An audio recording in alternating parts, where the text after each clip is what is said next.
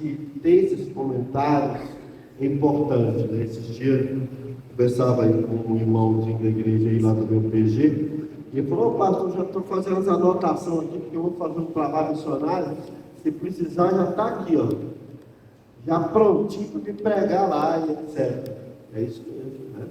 Nós tivemos aqui na igreja uma irmã que ela anotava todos os sermões, todos.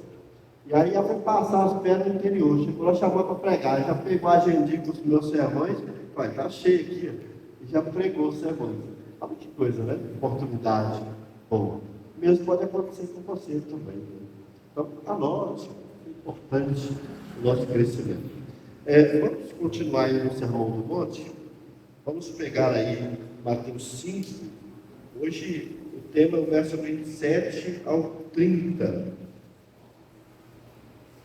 Vocês ouviram o que foi dito: não adulterarás? Mas eu lhes digo: qualquer que olhar para uma mulher para desejá-la, já cometeu adultério com ela no seu coração. Se o seu olho direito quiser pecar, arranque-o, lance fora. É melhor perder uma parte do seu corpo do que ser todo ele lançado no inferno. E se a sua mão direita o fizer pecar, corte, lance fora. É melhor perder uma parte do seu corpo do que ir todo ele para o inferno. Pai bendito, a tua palavra foi nos entregue com o propósito de ensinar, repreender, corrigir e educar a justiça, que ela cumpra o seu propósito. Em nome de Jesus, amém. Deus pode sentar. O título da minha reflexão é: o cristão e a impureza sexual.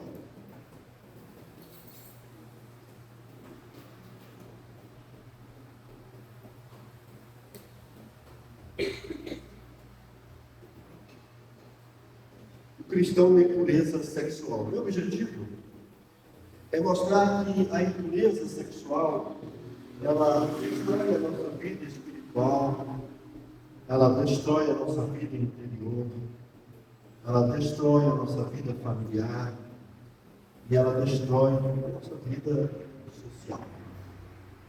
Se a gente fazer um levantamento rápido, a gente vai ver que dois dos temas mais comentados e falados, tanto na mídia como na vida, é a violência e a questão sexual. E algumas vezes a violência e a questão sexual, elas estão juntos.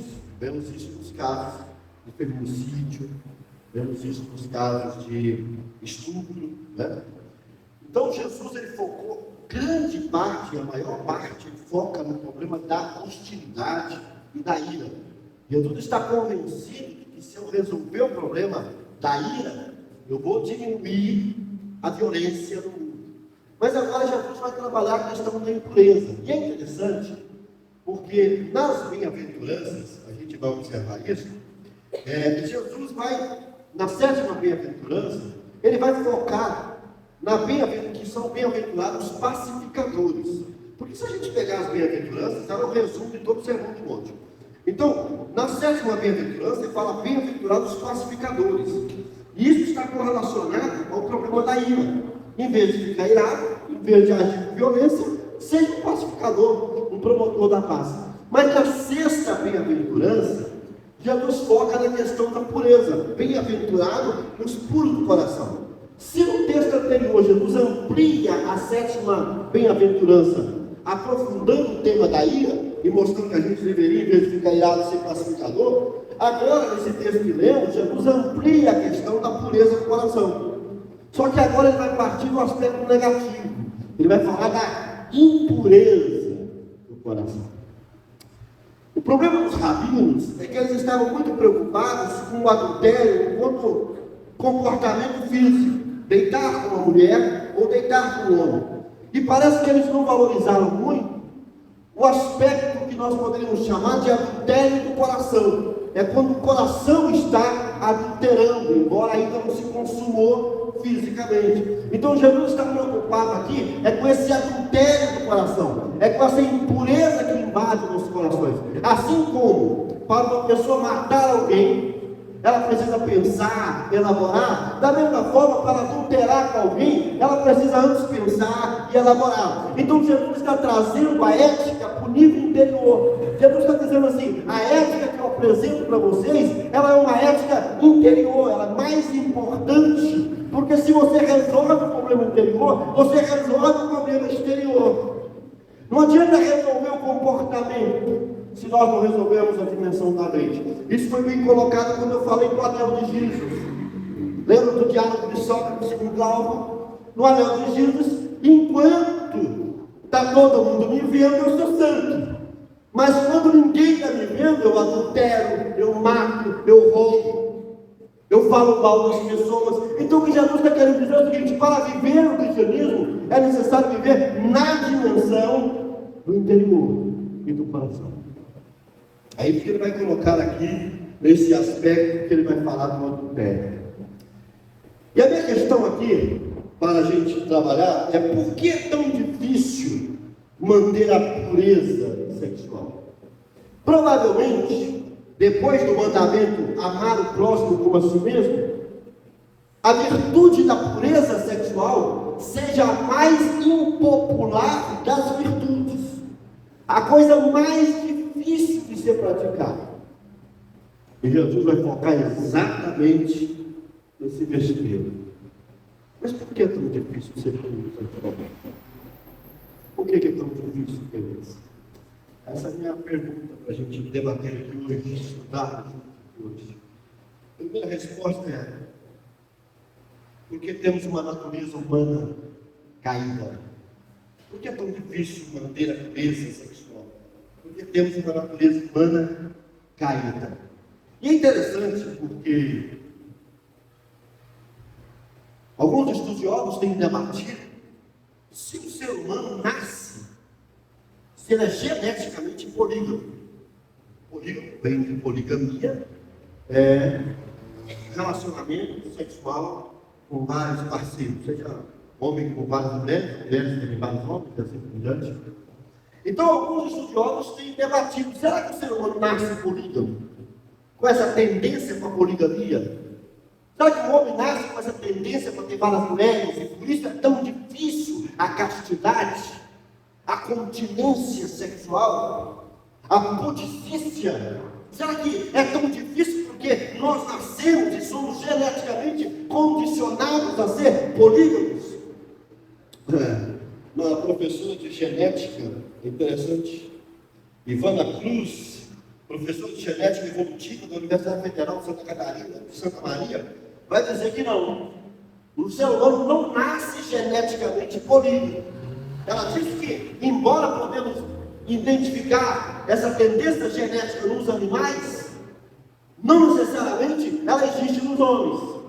Os homens podem culturalmente aprender essa prática de poligamia, mas ele não é geneticamente determinado. Porém, ao contrário dela, a psiquiatra e sexóloga Carmina Aptor afirma que o ser humano nasceu de fato polígamo. E alguns teólogos preferem dizer o seguinte: o ser humano caído é polígamo.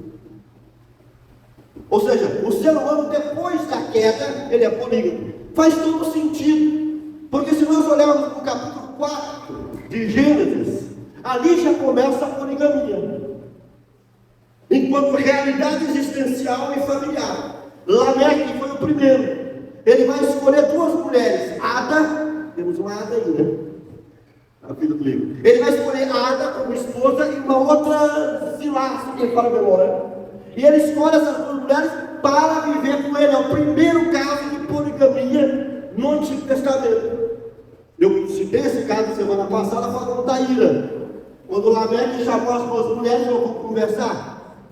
Eu matei um porque me feriu e matei um menino porque pisou no meu pé. Lembra que eu citei semana passada? Mas agora eu estou preocupado com esse elemento da poligamia que já existia ali. E se nós olharmos, Abraão, por exemplo, não era polígamo. Abraão tinha uma esposa só. Embora a esposa exigiu que ele dormisse com a empregada para ter um filho com ela. Mas Abraão nunca escolheu concubinas para ter. Mas já O Isaac também não teve, mas Jacó já teve Raquel e Lia.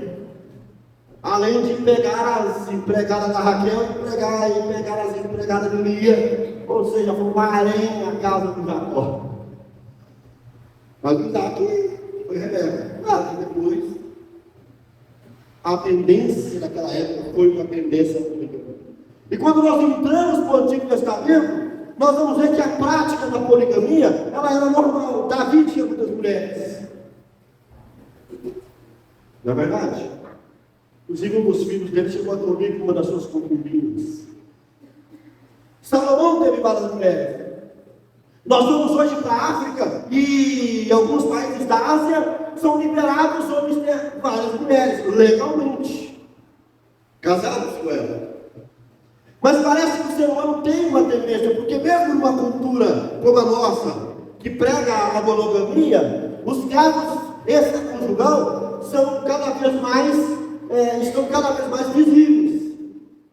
Nem se esconde mais os casos extraconjugal. Em alguns aspectos, em alguns casos, já estão até criando uma nova filosofia chamada poliamor. Ou amor plural. E no poliamor vale relacionamento hétero e homossexual juntos. A nossa natureza caída tem dificultado cada vez mais o ser humano a ter uma postura monogâmica, pura e assim por diante. E se nós olharmos o Antigo Testamento, por causa da natureza humana caída, algumas distorções sexuais, eu vou usar aqui a palavra distorções para sermos politicamente corretos, porque o correto seria falar de perversões sexuais.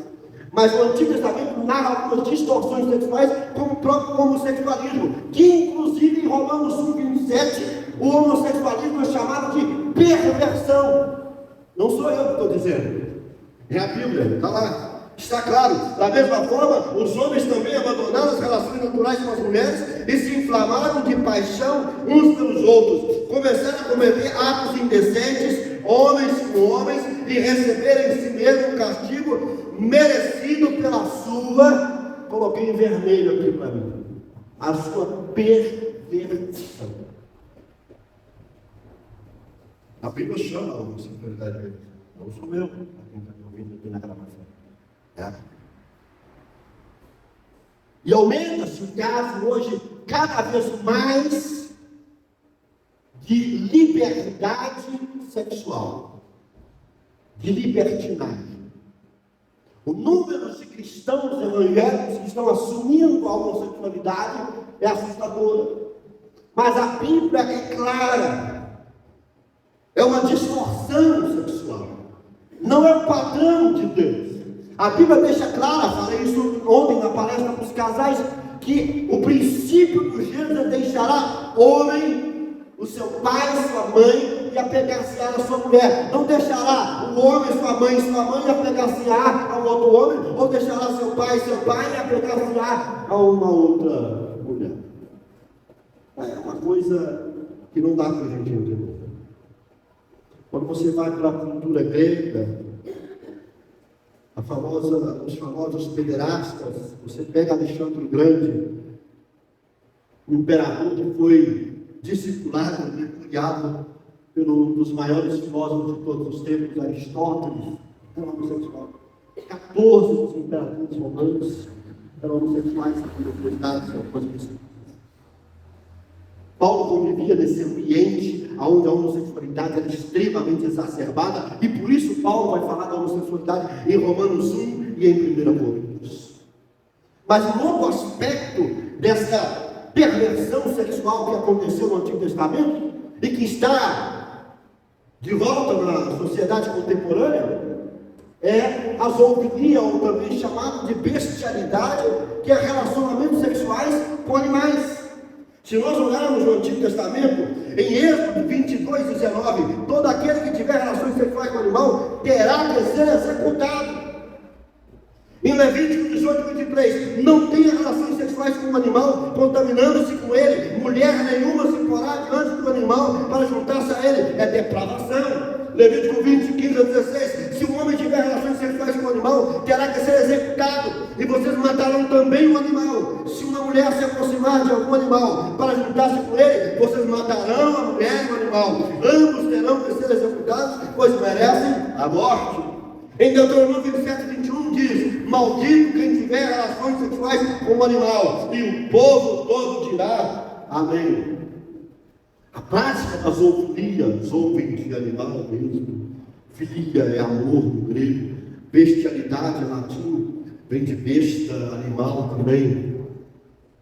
A prática, onde estava dando, disseram, não vou citar aqui porque eu não tenho dados aqui concretos, mas que já tem um país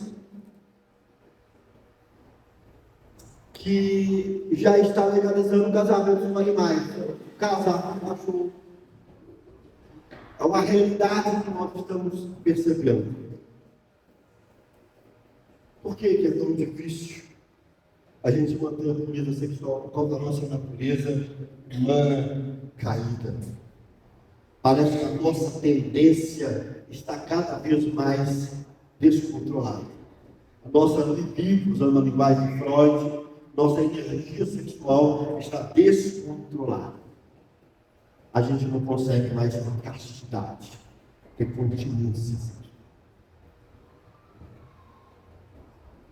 Nosso maior inimigo, queridos irmãos, é a nossa carne. A carne do Novo Testamento, sarx, no grego, é a melhor definição para a natureza humana caída. Se nós pegarmos Freud, a teoria freudiana, toda ela está baseada no princípio da sexualidade. Parece até que Freud tinha um problema sexual mal resolvido, porque toda a teoria freudiana está relacionada ao sexo. Toda ela. Inclusive o complexo de Édipo, que muitos hoje entendem que Freud engajou. Mas que os psicanalistas tradicionais e clássicos defendem o complexo de Édipo e o complexo de Electra. Não me peça para explicar isso aqui agora. Mas é uma realidade. Ele fala do desenvolvimento da criança a partir de fases sexuais. Fase oral, o prazer está na boca, fase anal, fase fálica, e vai. Essa é a psicologia evolutiva do Freud. Por que é tão difícil manter a pureza sexual por causa dessa natureza humana caída? Mas eu vou um pouco a mais. Por que é tão difícil manter a pureza espiritual? Não só porque temos uma natureza humana caída, mas porque vivemos em uma cultura altamente sexualizada. Além de termos uma natureza humana caída, que parece que é governada pelo prazer, pela libido, pela energia sexual, vivemos em uma cultura extremamente sexualizada. Basta a gente acompanhar a indústria sexual que nós observamos hoje dentro dessa cultura sexualizada. Deixa eu falar aqui alguns dados. Segundo o estudo, cerca de 100 milhões de páginas de conteúdo pornográfico são acessadas diariamente. Cerca de 100 milhões de páginas de conteúdo pornográfico, pornografia, nada mais é do que vídeos sexuais.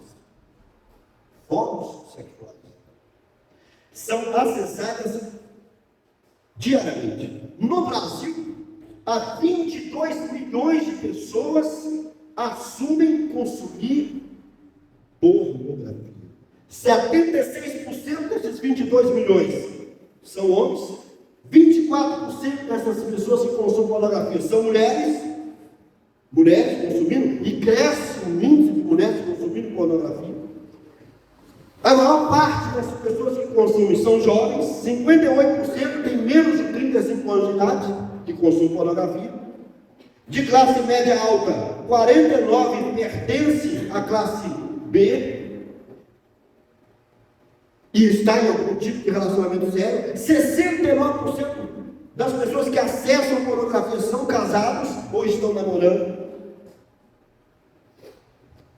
São dados estatísticos que revelam que a pornografia é um mercado profundamente lucrativo. Produzir conteúdos pornográficos, sexuais, gera muito dinheiro. E aqui eu entro num ponto mais delicado. Crianças acessando sites pornográficos crescem no Brasil. Eu mesmo, no gabinete pastoral, já chegou para mim casos de crianças de 8 e 9 anos que não viciadas no pornografia. Você imagina uma criança de 8, 9 anos viciada no pornografia? A pesquisa revela que a média de crianças que acessam a pornografia, a média de idade é de 11 anos. Eu atendo de casos de 9 e de 8. Ou seja, através das mães ficamos sabendo, né? E foram as crianças que falaram. Isso tudo nos leva a pensar que nós estamos diante de um quadro irreversível. Não é mais um problema de adultos. Porque antigamente, você, para comprar uma revista pornográfica, uma Playboy, você tinha que ter 18 anos, não é isso? Uma criança, um adolescente, um jovem podia comprar. Alguns tinham acesso a essa revista, mas agora, na era dos smartphones, seu filho está lá no quarto sozinho, acessando pornografia, sem passar tempo. Porque lá tinha censura. O dono da banca de revista não podia vender. As locadoras não podiam alocar os filhos. Só um adulto poderia pegar. Mas agora o seu filho só olha no smartphone, você está vendo? Né? Então, estamos diante de uma realidade irreversível, exatamente por causa da era da internet, e nós não conseguimos mais, de alguma forma, conter isso. Porque a nossa cultura, ela está cada vez mais explorando formas e mais formas de vender essas coisas. Infelizmente, né, gente? Nós temos hoje uma exploração muito grande, por exemplo, da mulher. Olha que um artigo do Globo escreveu: a sexualização brasileira. O título do artigo é Sexualização brasileira. Por que nossas mulheres são tão assediadas no exterior? Por que as nossas mulheres brasileiras, são tão assediadas no exterior? Exposição coletiva de artistas nacionais em Nova York chamou a atenção da mídia. Nós temos aí o caso famoso, né, da grande cantora de funk do Brasil, que está fazendo sucesso grande no exterior, mostrando com músicas de funk, nudez, cenas monográficas. Vimos o caso da Madonna aqui no Brasil. O que foi aquilo? A parceria dela com a Anitta, que coisa horrível. Essa é a cultura que nós estamos vivendo. E os pais não conseguem mais conter os filhos, porque os filhos, eles querem ouvir ela. Eles querem ouvir funk. As crianças estão dançando essas músicas. Mais do que isso, elas vão para os seus quartos e fazem vídeos dançando diante do espelho e mandam os coleguinhos, uns shortinhos, curtinhos, como se fosse a famosa cantora que eles admiram. Muitos pais acham bonitinho a criança dançando aquelas músicas. Aplaude. Mas não sabe que eles estão enfatizando e estimulando e incentivando uma cultura que está acabando com a moralidade, com a família e com a espiritualidade do ser humano. Nós temos que parar isso. O outro artigo diz o seguinte: a cultura popular e a erotização das garotinhas. As meninas estão sendo erotizadas. Vai para o TikTok, você vai ver. Eu já estou há quase um mês fazendo aí um detox digital. Eu postei Instagram, já tem mais de 6 meses que eu não tenho Facebook. Não uso Facebook, eu já tenho um mês que eu não tenho Instagram. Mas vai lá, você vai ver. E os pais batendo palma, todo mundo curtindo, todo mundo achando lindo. Há uma erotização das garotinhas. Por isso é tão difícil manter a pureza sexual. E é interessante É interessante, aqui eu vou abrir uma aspa, bem. Mas percebe que o índice de pedofilia está aumentando e parece que existe uma correlação com esse aumento da erotização das garotinhas. Parece que há uma relação. Eu nunca me esqueço de um psiquiatra famoso brasileiro, Ângelo Gaiarsa, que disse certa feita que realmente a forma que as mulheres se vestem hoje não justifica, por favor, me entenda, não justifica nenhum tipo de violência, mas elas estimulam mais o comportamento do estuprador, do pedófilo. Não justifica. Nós sabemos que nada justifica, mesmo que estivesse nua. Mas essa cultura está cada vez mais tornando difícil a nossa vida. Você entra no shopping, você tem que ficar desviando os olhos para cá, desviando para lá, dizendo um pouco mal, não é verdade? Porque nós estamos numa cultura onde as pessoas estão mostrando tudo e mais um pouco.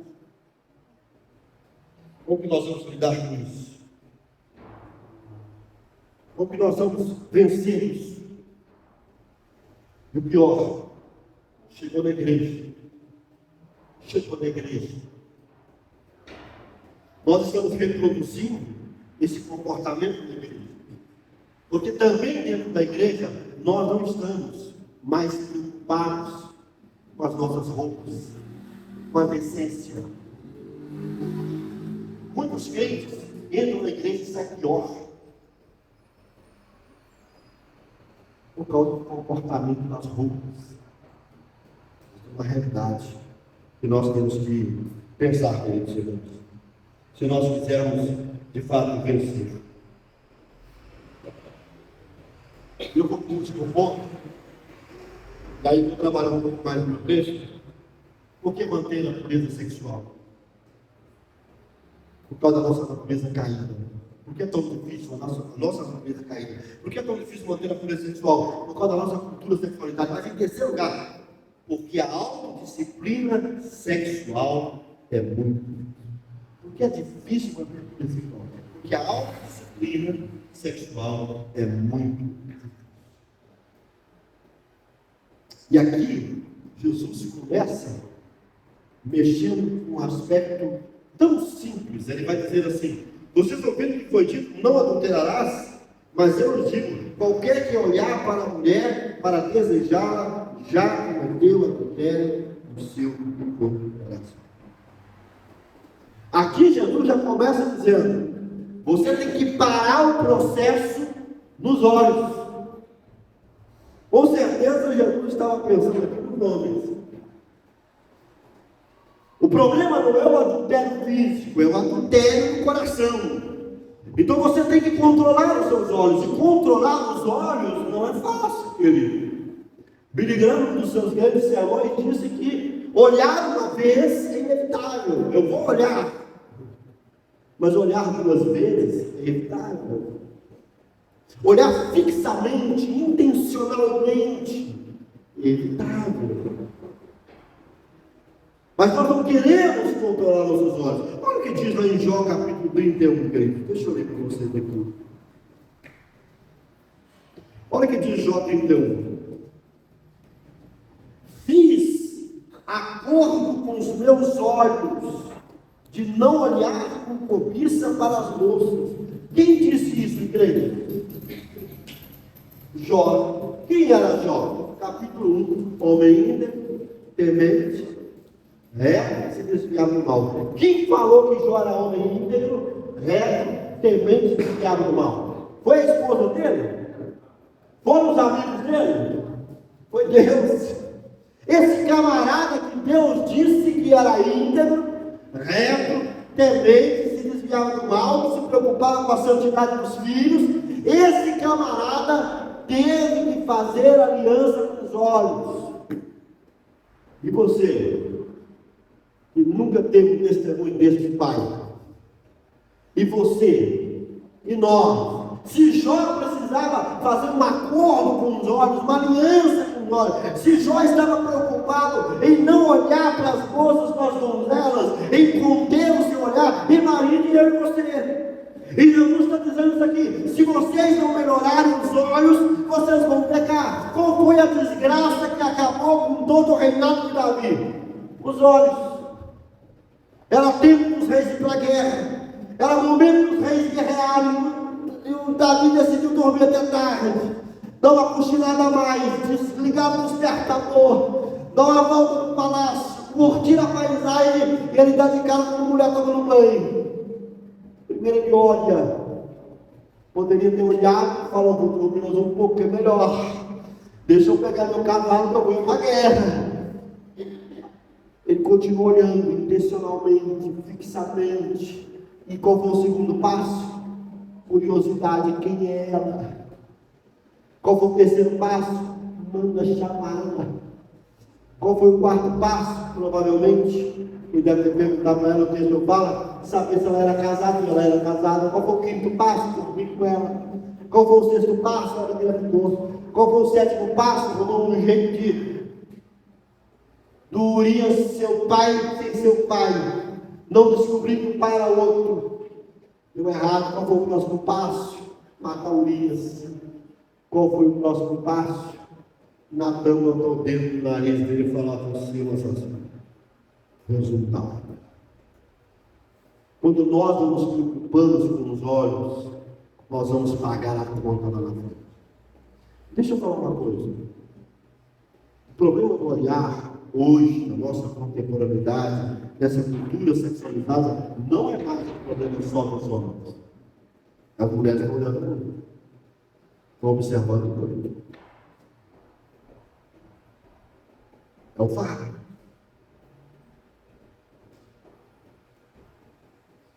Só que, quando Jesus fala dos olhos, nós temos que falar do outro lado. A roupa. Não é verdade? A roupa.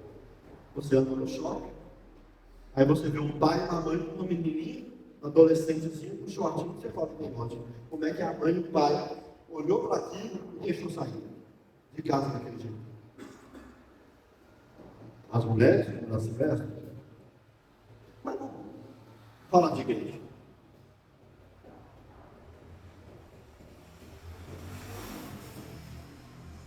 Tinha pessoa que não deveria vir para a igreja, não deveria. Porque aqui nada pode chamar mais atenção do que Jesus. Se as mulheres chamam mais atenção do que Jesus, se a roupa está marcando o seu corpo, está errado. Existe um protocolo de vestimenta cristã. A roupa da mulher cristã precisa ser decente. O cara tem que olhar para você e achar você bonita, ponto. Agora, você olhou para você e achou você, entre aspas, você entendeu? Está errado.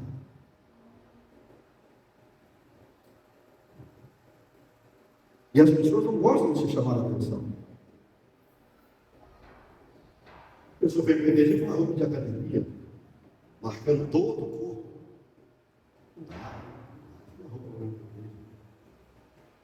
Bota um camisolão lá embaixo, tudo assim. Isso não é roupa para entrar na igreja.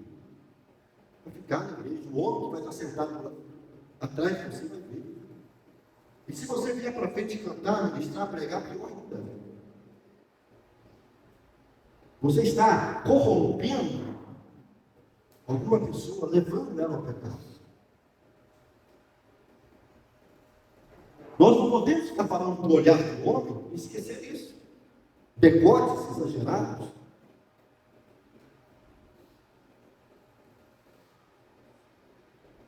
Os irmãos concordam comigo? Amém? Alguém discorda? Amém? Discordou aí. Você, mano? Isso.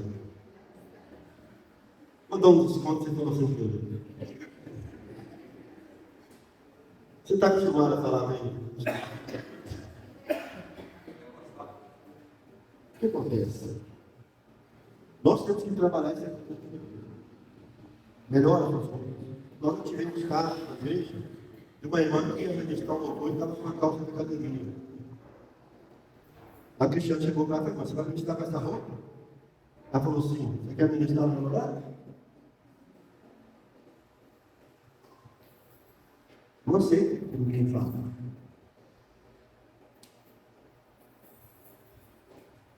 Nós temos que ser. Nós tivemos um caso no livro de uma irmã que ela foi pôr a roupa para a igreja e você esqueceu. A roupa está toda transparente.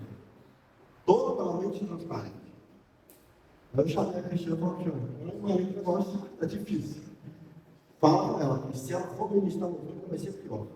A Cristiane chegou com a irmã, conversou com ela, ela na mesma hora, nossa, eu vou perceber, vou embora agora, vou ficar de roupa. Ela foi na casa dela, na férias dele, foi na casa dela, trocou de roupa e voltou. Não reclamou, não entendeu o que foi dito, e confirmou quando ela chegou em casa, que ela falou: como eu saí de casa com essa roupa. Percebe, queridos? Amados irmãos, nós precisamos, em nome de Jesus, pensar que a santidade sexual e a disciplina sexual, ela está cada vez mais difícil, exatamente por causa do tipo de roupa. Isso não vem de hoje. Vai nesses grandes cultos de jovens que tem hoje. Vai lá. Ali você vai ver a situação complexa. Até a pessoa está gritando, está louvando, você olha para a roupa dela, não pode.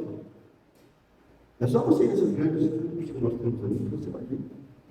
Nós temos que rever a nossa vestimenta. Deixa eu falar uma coisa aqui. O Espírito Santo não é estilista, mas o Espírito Santo é santo.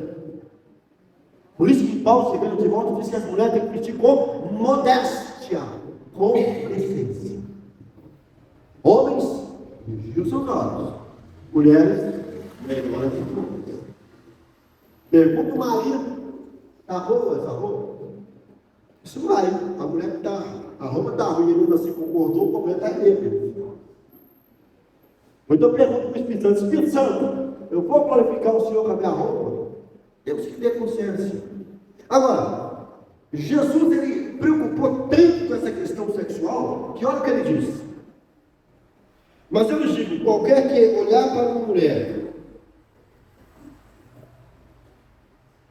para desejá-la, e aqui não está falando do simples olhar, ele está falando de um olhar de cobiça. Se você olhar para desejá-la, já cometeu adultério para o seu coração. Então não está falando do adultério de coração. Aí ele continua: se o teu olho direito fizer pecar, arranque e o lance fora. É melhor perder uma parte do seu corpo do que se for todo lançado no inferno. Se a mão direita fazer pecar, corte o lance fora. É melhor perder uma parte do seu corpo do que ir todo ele para o inferno. É interessante, queridos irmãos, porque lá em Mateus 18, 8 e 9, esse ditado, essa metáfora, essa hipérbole de Jesus, era repetida, só que lá acrescenta o pé. Lá vai dizer o olho, o pé e a mão. É como se ele dissesse assim: se o seu olho está em lugar errado, não olhe. Não, que o seu pé não te leve para o lugar errado, que a sua mão não te faça fazer coisa errada, e que os teus olhos não te façam olhar coisa errada. Agora, essa hipérbole de Jesus, esse exagero que Jesus comete aqui, foi tão levado a sério na história da igreja, que algumas pessoas de fato se mutilaram. Por exemplo, um dos maiores teólogos do cristianismo, Orígenes de Alexandria, dizem que foi talvez um dos maiores pensadores de todos os tempos, mas que o concílio condenou ele de heresia. Mas ele é fantástico, já li Orígenes, um grande gênio. Mas Orígenes, preocupado com a castidade sexual, ele foi lá e se castrou. Ele se castra sexualmente para cumprir esse mandado. Eu não vou conseguir ser santo se eu não me castrar. E ele foi lá e se castrou. Isso foi elogiado por muitas pessoas, mas depois a própria igreja condena o gesto de Orígenes, porque Orígenes exagerou. Jesus estava contando uma hipérbole. Ele estava falando assim: ó, é melhor, não quer dizer que você vai lá e tirar o olho. Ele está querendo dizer o seguinte: olha, imagine, é melhor ficar, não ter olho e entrar no céu do que ter olho e entrar no céu, e não ir para o inferno. É melhor você não ter mão e entrar no céu do que ter mão e ir para o inferno. É melhor você não ter pé e entrar no céu do que ter pé, tendo pernas, não entrar no céu. Então Jesus está falando assim, eu estou falando com vocês que a questão sexual é tão séria que vocês têm que radicalizar. Não se pode brincar com essa questão. Essa é uma área extremamente perigosa. É por isso que lá em 1 Coríntios 6 vai dizer, fugir da impureza sexual. A Bíblia manda resistir o diabo, mas a tentação foge. O exemplo de José que estava correndo, a mulher já pulou, recatando ele pelos braços, vem cá, então, e ele perto dele. Não foi isso que Davi fez. Olha o que aconteceu com Sansão. A história de Sansão poderia ter sido outra se não fosse o fato de que ele não tinha autodisciplina sexual. Esse é o problema do Sansão. Quantas pessoas estão destruídas porque não têm disciplina sexual? Quantos casamentos estão destruídos? Quantas famílias estão destruídas? Quantas pessoas pegaram mais, nunca avisaram a esposa, passaram para a esposa e a criança, destruído com adultérios, com relações extraconjugais. Nós precisamos, queridos irmãos, da disciplina sexual, porque Deus é santo. Pedro diz assim, sede santo, porque eu sou santo. É interessante porque Pedro, ele vai citar um versículo interessantíssimo, é que Pedro parece que, reproduzindo Jesus aqui na sua segunda carta, capítulo 2, ele vai dizer assim, o olhar cheio de adultério é pecado. Pedro falando desse texto aqui, nesse caso, Pedro 2, o olhar cheio de adultério é pecado. Pessoas que não têm disciplina sexual, ela marca a relação dela com Deus. Lá nós somos da carne, vou usar uma palavra grega chamada porneia. Da onde vem a nossa palavra pornografia. Porneia é uma palavra grega que abarca todos os tipos de impureza, lascívia, adultério, pecado sexual. Lá vai chamar de obras da carne.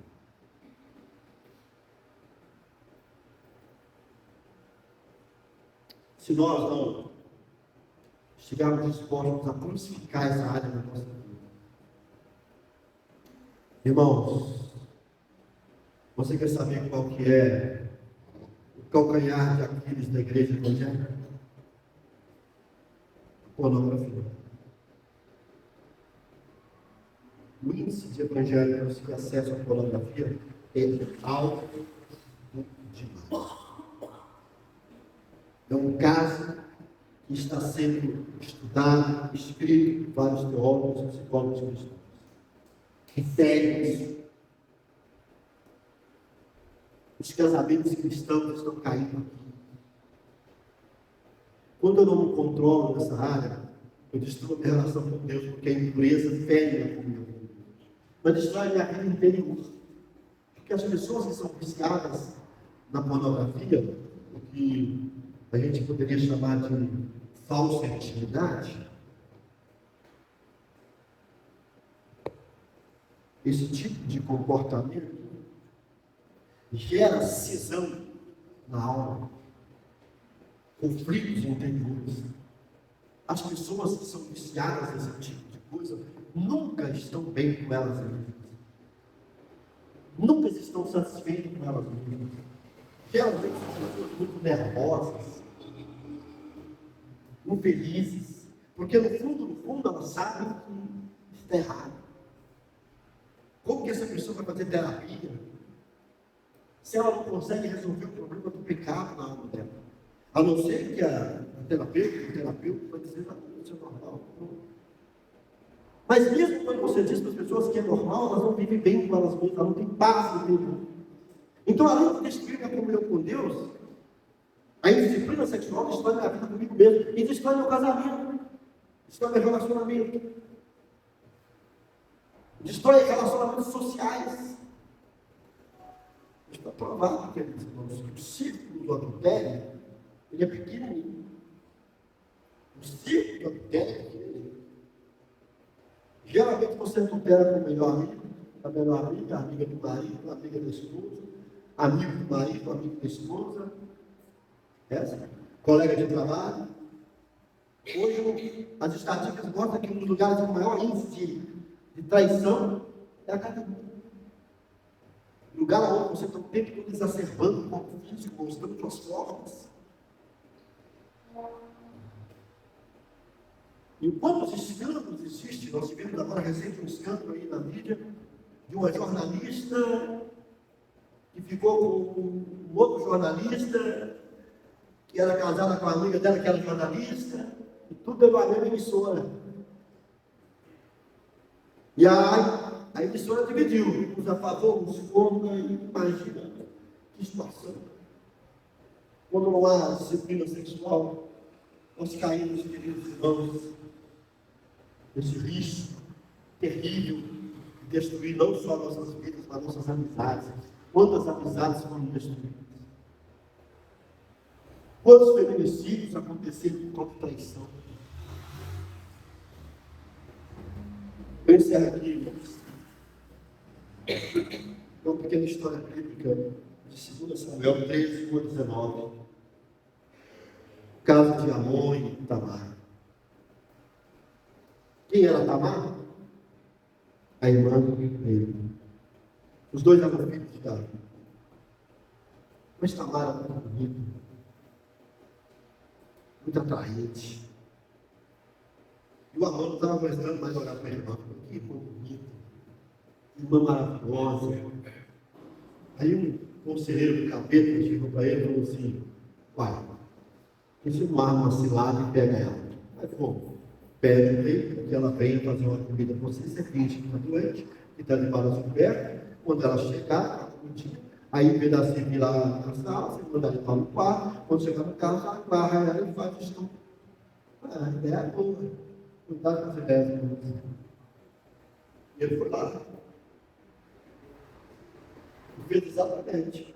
Aí a Tamar chegou e ele obrigou ela a ter relacionamento com ela. E ela veio para ele: não faz isso, não faz isso, não faz isso, não faz isso. É só você pedir para o pai entrega para você. Nosso pai dá para a esposa para você, não faz isso. Ele não quis dar ouvido. Depois que ele terminou a relação com ela, ele terminou com ela. Eu sou daqui, vai embora. Ela falou: não faz isso. Isso é pior do que você fez. Como eu vou viver? Como eu vou ficar? Não faz isso, não faz isso. Ele quis saber e não estava embora. O irmão dela foi morar na casa do irmão, de vergonha, porque ela rasgou a roupa, botou cinza na cabeça, chorar na casa dela. Chegou na casa do irmão dela, e do irmão de Amon, com aquela irmão, pai e mãe, Absalão. Absalão ficou um ano calado, cozinhando uma vingança, desejando matar o irmão. Um ano. Até o dia que, quando todo mundo já tinha esquecido, ele marca uma saída, pede Davi para ir com ele, mas ele não queria Davi, ele sabia que Davi não iria.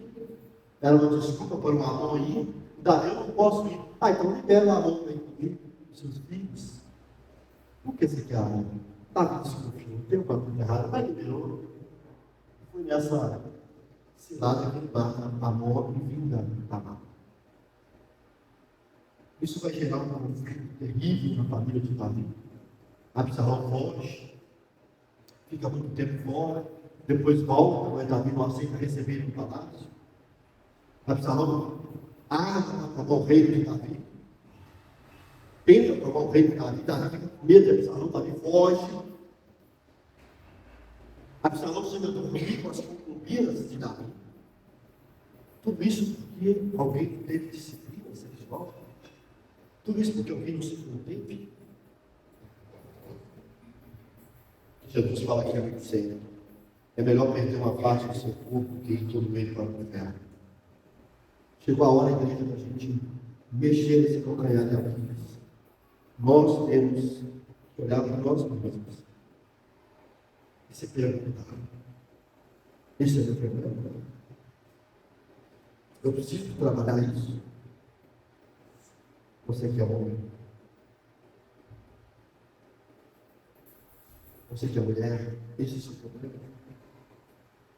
Mulheres, a questão da roupa tem sido um problema sempre.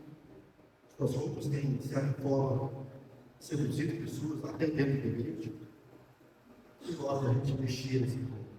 É isso que Jesus está querendo falar. Vamos parar de ficar falando de comportamento e vamos começar a tratar o problema nos bastidores. Vamos colocar de pé.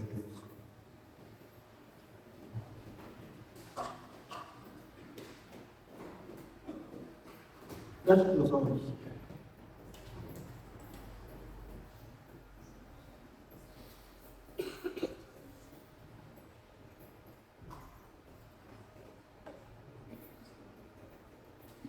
Eu queria que você fechasse os olhos e você fizesse uma oração. Faça aí uma check-up da sua vida interior. Faça aí uma check-up da sua vida interior. Como é que está a sua vida?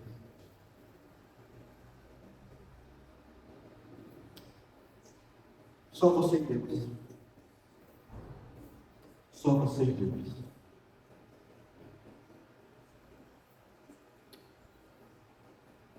Confesse diante de Deus seus pecados. Assuma uma posição diante de Deus. Trabalhar e resolver esse problema que está de alguma forma destruindo sua relação com Deus, com você mesmo, com a família, com os outros. Pai bendito e amado, nessa hora eu quero colocar nas tuas mãos todos nós, eu e a igreja. Que todos nós possamos, meu Deus, começar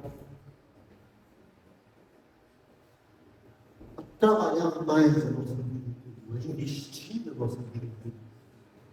Dias para trás, Pai, eu falei sobre investir na vida cristã. Eu não posso investir na vida cristã se eu não começar a trabalhar essa autodisciplina. Tão mal faz para mim, e faz para o meu casamento, e faz para os meus relacionamentos. Tem que importa. Talvez alguma pessoa que hoje está sofrendo com essa pregação. Talvez essa pregação deixe essa pessoa totalmente desconfortável. Porque eu mexi na sua realidade, no ciclo existencial. Mas, Pai, se o teu Espírito incomodou essa pessoa, não é para envergonhar, expor sua nudez aqui nessa noite, mas é para que ela possa ser confrontada com essa palavra e tomar uma decisão. Eu vou mudar isso. Eu vou trabalhar isso na minha vida. Pai, a santidade sexual está na base da santidade do homem interior. Sem a santidade sexual, nenhuma outra santidade faz sentido. Não adianta a santidade dos lábios, das palavras, dos sentimentos, se a santidade sexual está sem ser mexida. Vamos orar, gente, todos nós, cada um de nós, para que a gente aprenda a controlar nossos olhos, fazer como João, fazer uma aliança com os homens. Para não cobiçar a donzela, a moça, o rapaz, o homem. Eu lhe peço, Deus, em nome de Jesus. Todos digam amém.